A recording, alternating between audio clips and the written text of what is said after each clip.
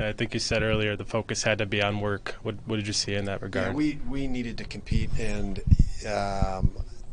we were.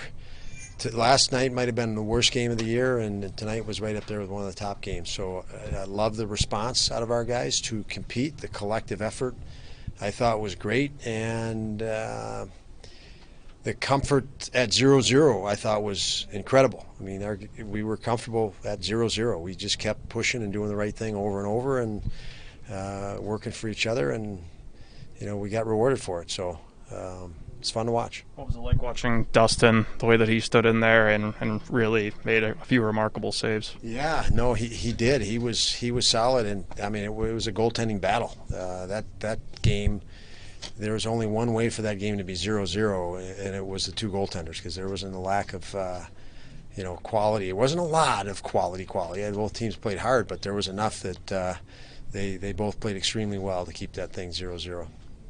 They'd only lost twice at home since mid-January. What makes them in this building so hard to beat?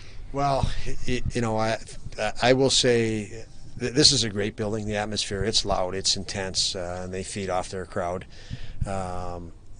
We got thumped pretty good by them at home, so our guys knew that this was not going to be easy, and that that thumping helped us actually, because we knew if we weren't ready to play, we would get run right out of here. And it's a heck of a place to play, and it's a heck of a home arena and home ice advantage, and that's a hell of a hockey team over there. So we knew all that going in, and like I said, we were ready for it because we did not want to get blown out.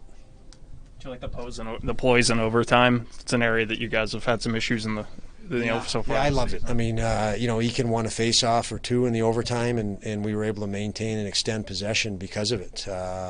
So really a much better effort there. We haven't had overtime in a while, but we haven't had overtime success. So again, we looked very comfortable in a 0-0 game, and we looked very comfortable in overtime. And that I'm really really happy for our guys. It's nice to see that type of progress, and it's the identity we want. We want an identity of a competitive, hardworking team, and we could see that tonight. How important was the Eakin line for you guys tonight? Difficult matchups, and they really seem to give energy every shift, especially early in the game when you needed to get going. Yeah, they did. I mean, that's why we started them. They're back together. They haven't been back together because they've had to deal with different injuries, and Zemgus had been out for quite some time.